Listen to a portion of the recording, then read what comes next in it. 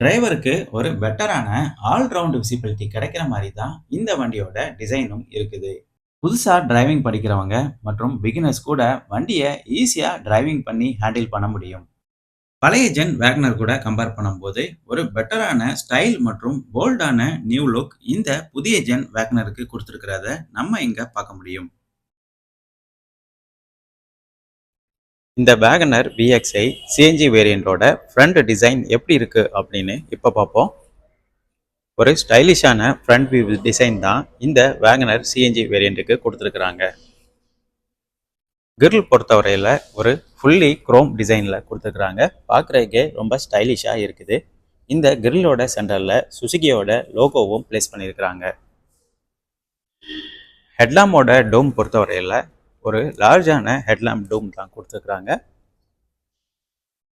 halogen headlamp வண்டியோட